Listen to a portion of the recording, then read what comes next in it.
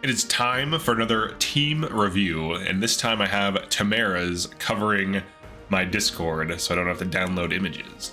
Alright, so let's look at Bonk's team, as well as read some of the description stuff. Alir is a Marth puncher. It's hilarious because she punches so many times. Stupid endgame dogs will die to her Lodestar Rush or punching. Alright, so 39 speed Alir with Silver Spirit art. Willy Glands +3, Lunar Brace, and speed +3. Oh, that's interesting. Only speed +3. I guess that's all you really need. Well, could you punch dogs? I feel like endgame wolves are like 37 speed. Unless, where's Byleth? Byleth is on Veil. If Veil is dragon boosting, I guess you could get it up, get your speed up enough. But yeah, this is an Alir punching build. Now the Lunar Brace pretty much negates any bad magic Alir tends to have on this class, because on Divine Dragon Alir's strength is okay and Alir's magic is quite bad, so you're gonna need some big damage boosting. Now being on Marth, this is decent because if you get danced you can probably reset your engage pretty quickly, and then you get the extra attack by you know, punching things, or I'm sorry, by being engaged on Marth. Alright. And Lunar Brace, I'm pretty sure the half damage Marth attack reduces the Lunar Brace damage, but if it doesn't, that's crazy. Because I'm pretty sure what Marth does is the 50% damage attack, whatever the final attack value is, it halves. But if it doesn't, that's interesting. So, but I don't think it does. I'm pretty sure it halves it. Woohoo! Woohoo! Alright, let me go. Okay, Saline and Chrom. So Saline is a Khorne bot that almost never misses. You can put some Micaiah usage with entrapments for A-rank staves. Fighting past Lear. She also does some damage with Torrential Roar. Oh, because she has strength. Torrential Roar is actually a strength-based attack. No, this build, Divine Pulse, Luck +10. Okay. Why does she want the luck? Oh yeah, is the luck used for like staff hit or something? Why does she want the luck? Oh, no, luck doesn't increase staff hit. Why luck +10 on here? I don't understand. What is luck being used for here? For hit rate? Luck +10 for hit rate? Wouldn't hit plus, or no. Let me look up staff. Staff. Accuracy, FE engage. Staff hit. Let's see. Does luck matter? Target's luck, user skill, user's magic. Yeah, it doesn't say anything about luck. Why is the luck being increased? Huh. I don't know. I don't get why there's luck +10 on her right now. For increased hit on something? I don't know. I don't get it. Alright, next one. I guess it's just a Khorne bot. Alright, here's a Chloe Roy. The sword power? That's interesting. Does she need it though? I'm wondering if she needs it. With Roy you get +8 strength a hit. I guess to kill some high health enemies. So Chloe Roy on Wyvern with the Silver Sword +3 Sigurd. The build, I think Silver Sword hits 11 or yeah, 10 weight. I think it's at like 12 or 11, and it gets -1 or 2 at +3. But this is decent. You can run up and smack people. Speed is good. The damage is decent. You do get early sword power if you get good wells, so this would be a good like Chloe build. Let's see. I feel like you could get away with running Griffin, and then just get more speed, then drop speed plus, and then run like Cantor or something to make the build a little bit more aggressive. But this would still be like a solid one-rounding build that would kill people. Ivy and Lynn. Let's see. This is a very standard. The hit +20, dude. That's so funny. Hit +20 and Bolg. Lucina Engrave. That's hit +50 on her thing. She does have hit rate issues, and on Lynn with speed +4, she is 35 speed. This is like the common way to get her doubling, is to just throw Lynn on her, which it's not a bad use of Lynn, but honestly, I've kind of soured on Ivy. I feel like she's not even that good. Unless you're playing fast and you need the bulk, I feel like her hit rate issues kind of make her not as good. She also has bad luck and can get crit. Like even in this case, like she always has bad luck. unless you get really lucky somehow with leveling. But this is a decent use case. I don't know that she needs hit plus 20 with Lucina engraving because it's hit plus 30. So I probably would not give her hit plus 20. I would give her Canter or like literally anything else. But it's decent. Like, it's still good. You'll still kill things. Now for her one rounding, Bulg plus 3 with 34 magic. She should one round most things. Grasping Void can also help at times. But Gentility is usually a little bit better than hit plus. This is probably accurate enough unless he's going for like hitting really fast enemies that are high avoid, which I don't have her attack anyways. I wouldn't do that. But this is decent. This is a Lynn Ivy. Diamont. All right, this is actually pretty interesting. So you have Diamont, Ike, Successor, Gentility plus, Axe Power. So he's not even going for speed. He's going for crits on Noaton. Crits on Noaton. Now you do get Wrath. This is actually kind of interesting. So at 2 range, he's not critting anything, right? Unless he just randomly gets Wrath up enough. But at 1 range, when he's at half health, he's going to be critting a lot. And with Gentility, you can kind of stay at lower HP values. He's 24 defense and plus 5 from Ike, so he's 29 defense. And then with Resolve plus, he would be 36 defense. I'm surprised he didn't use talismans on him. It looks like this is his Ike tank. Maybe he doesn't need them. Let's see what he says. Diamont is a really good tank. He does his job well. Random soul procs on crits are nice. I don't feel like healing him. Being a backup is useful. Gives him another thing to do. Alright, let's look. I do not like Chloe and swords. She lacks strength. I'd recommend staying on pole arms or axes. This build is strong. Yeah. She's good on Levin sword though. That's her best sword build. And being a backup is useful. He also means he can miss. I don't care. There's a lot outside of Noaton. Yeah, Tomahawk, his dex right now is 21. On Tomahawk, his dex is going to be quite poor. I ran into this issue when running the Warrior Kagetsu Ike, that some people were in disbelief that it didn't work as well as you would think. But yeah, this is a decent build for him. I would prefer Tomahawk to be Lynn engraved and just drop Noaton from the build. And then probably get a max power 5. Tomahawk plus 3 is kind of expensive to forge though. Silver wise, as an extra weapon. Like I usually do like a primary expensive weapon or a semi-expensive weapon, like a hero weapon, and then like a secondary cheapo, like a killer, an effective weapon, javelin, something like that. All right, Sidal and Leaf. Sidal and Leaf. So this is just quality time canter shielding art on Leaf. Now this is actually a decent use case for Leaf. You're just using Leaf for bulk. You're just making your dancer more tanky. And that's it. And then he could go for quad strikes for chip damage. That's pretty much it, I would think. Oh, and arm shield. Actually, this is a really good use case. This is arguably one of the better use cases for Leaf, because arm shield, if he gets hit by tomes, if he gets hit by daggers, if he gets hit by bows, he takes -7 damage. This is actually very interesting. For like a martial master, this is probably not the best thing because it doesn't really matter, but for like tanking on Sidal, this is actually a really interesting use case. Because you take half damage, or half damage, -7 damage, and you also have +3 defense, and you get more health. The build is irrelevant, but the rest of it's nice. The Vantage doesn't matter either, it's just to make him tankier. Alright, a Tamara build. Okay, so here's this is an alternate Tamara Erica. Steel Lance is also a good weapon for her. Steel Lance with the Allure engraving.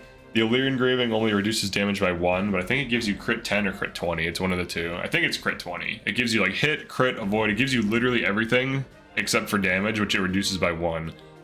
So you're going to be one rounding by doubling with Lunar Brace Plus and Gentility damage when engaged. You can also pull out Sieglind.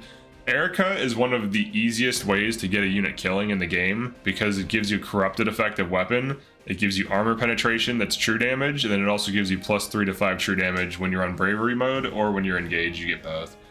Speed +4, very cheap.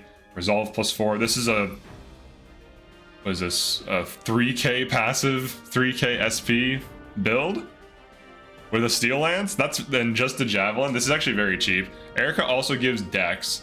which matters for Tamara, so that she has a 36% chance to Sandstorm, and with the Steel Lance, it looks like she has like a 30 to 40% chance to crit.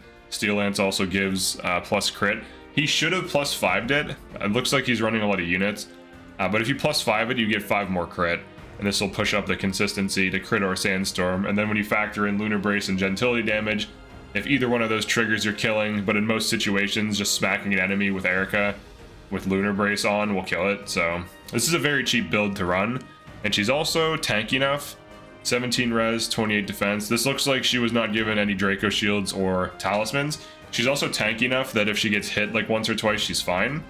So she can kind of off tank in this. In my Tamara build, oh yeah, the Resolve Plus too. The Resolve Plus. So like you get hit, you also have Gentility. So the Resolve Plus, the Gentility, this should be quite tanky. I forget about the build that I created because I was the one who pushed this out there. But yeah, it's quite a good build. All right, Fram Lucina. So you have 100% bonded shield, staff mastery. Okay, so that she can super heal and also hit with offensive staves occasionally. Reposition. That's interesting. Reposition is cheap. I should start running this on my utilities. I don't know why I don't. It's like I always think like quality time, like Draconic Hex, and like dual assist for my backups. Reposition something I should start running on utility units that aren't going to be in combat. But Fram can go. Oh yeah, so she can actually go the offensive route. If you get her Lunar Brace and a Flashing Fist, she can one-round things because she's fast enough in her magic and strength. Look at the magic and strength; they're both high enough that if you attack something, you're going to get good art damage. She's one of the few mixed units, like Marin, Chloe. These are other mixed units for like mixed growths. Lear to some degree. Well, actually, yeah, Lear's mixed growths as well. But yeah, this is pure utility. You avoid tank. With Micaiah, you go for dual assist for an A rank, bonded shield, and then you don't really attack things, you just staff bot. You can heal to get meter back, but you could also attack something. I'm surprised he doesn't have a Flashing Fist to attack things, because if you quad something with Flashing Fist, you can quickly build Lucina back. But like with this team, you're probably doing fine. You have Tamara tank, a Diamont tank. I did a setup like this, and I never even needed bonded shield, so... All right, Anna Mage Knight on Celica, 33 speed with speed +4, that's quite good. On the Levin Sword, Celica engraving, this is an underused engraving. It's weight and damage -1. You also get huge crit avoid, so you just never will get crit by anything, including killer weapons. But this is a good engraving for reducing weight on Levin Sword, and it doesn't really hurt. It's the same thing, it's -1 damage. She's dex caps too, which is interesting, 29 dex. But sword power 4, speed +4. She's also 22 luck, so she'll probably proc at least for like 10 to 30k, depending on how lucky you get, or how much farming you do, if any. Probably 10 to 20k without any luck fixing. But you get magic +5. Now, one thing that's interesting about Celica, honestly, I don't even know if he needs the sword power.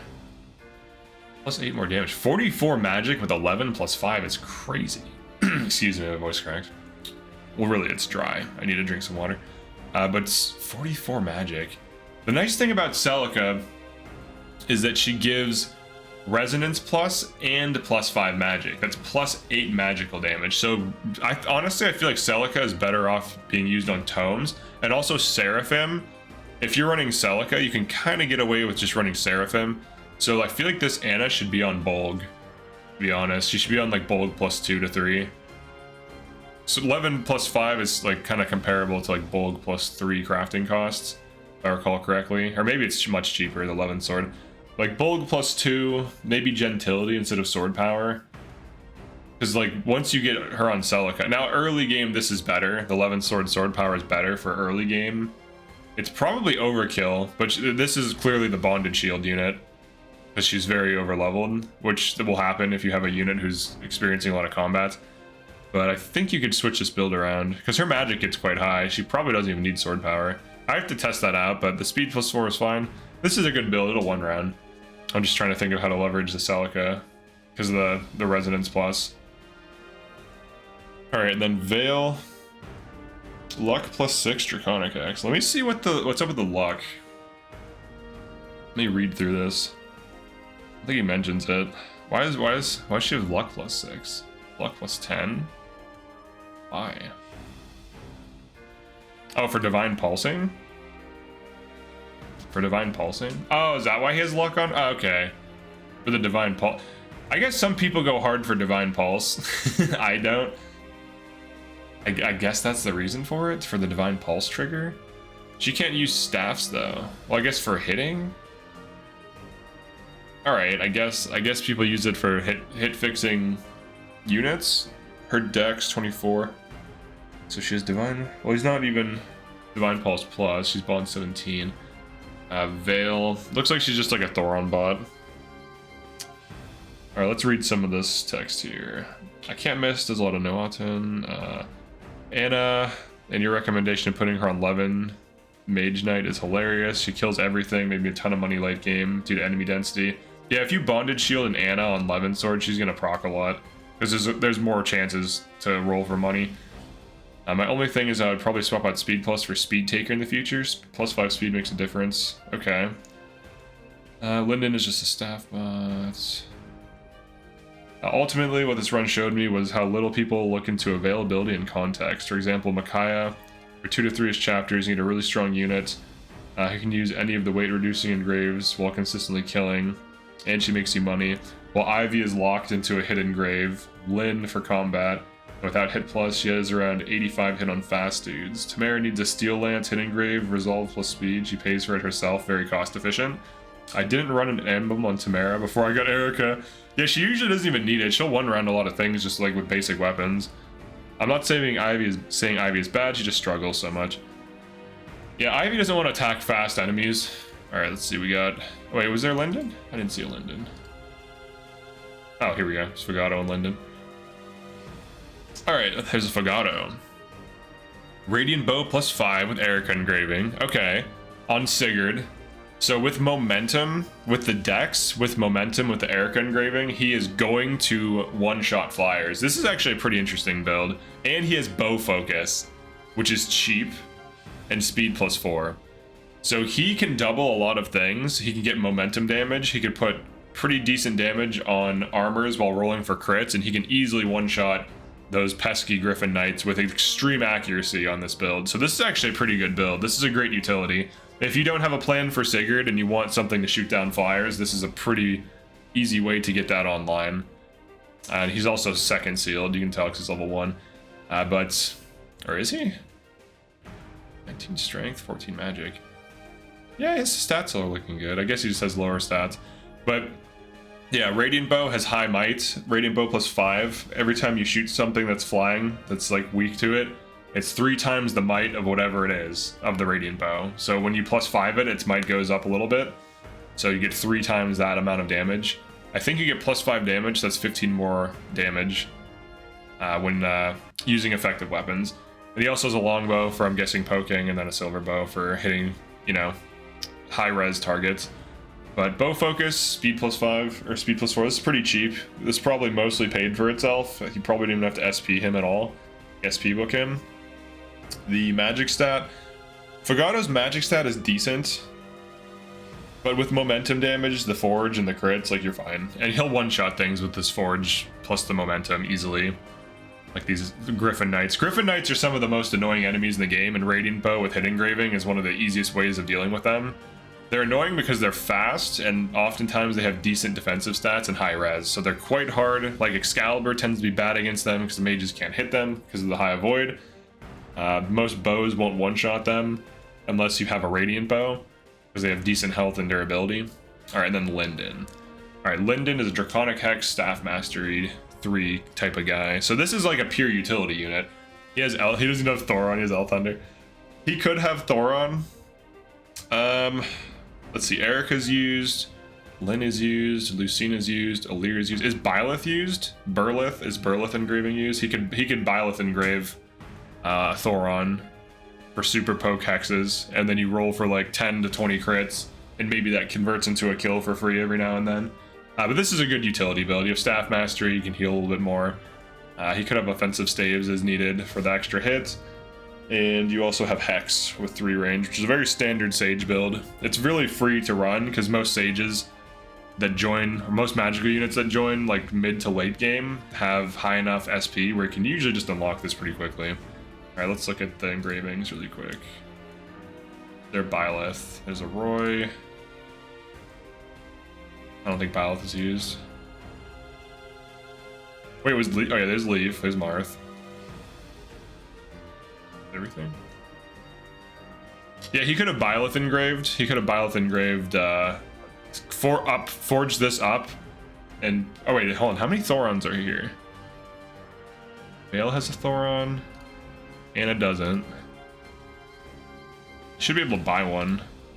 Or there's 2 Thorons. Alright, so he could have forged this. Maybe he ran out of resources, didn't feel like he needed it. His team is already pretty full. But you could Byleth engrave this and forge it into a Thoron for more things. But 1, 2, 3, 4, 5, 6, 7, 8, 9, 10, 11, 12. 12 units, a full team. I usually don't even run a full team anymore if I'm just playing the game normally. I'll run like 10 units, maybe 8.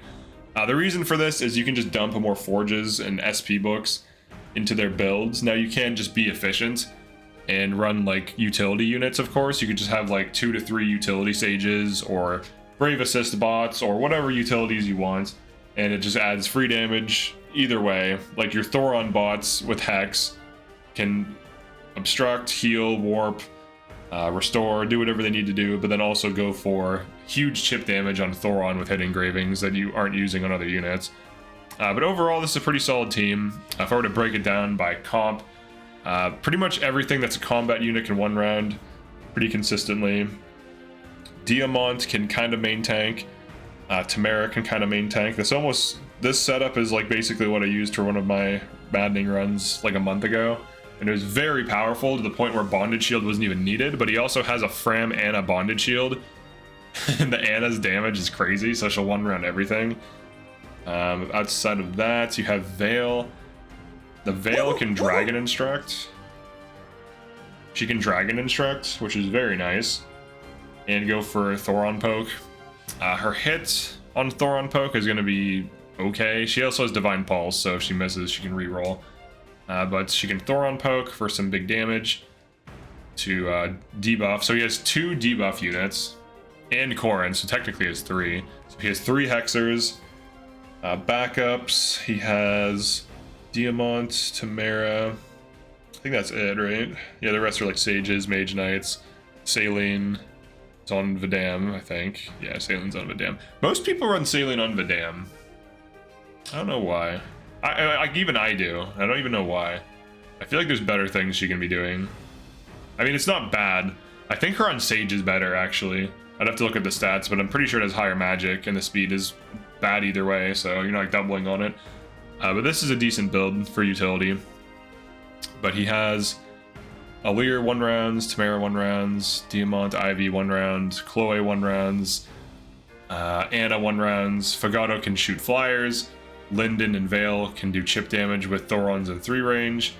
Ivy can also do that to some degree. Saline can also do that. So he has like 3 Thorons, 3 debuffers,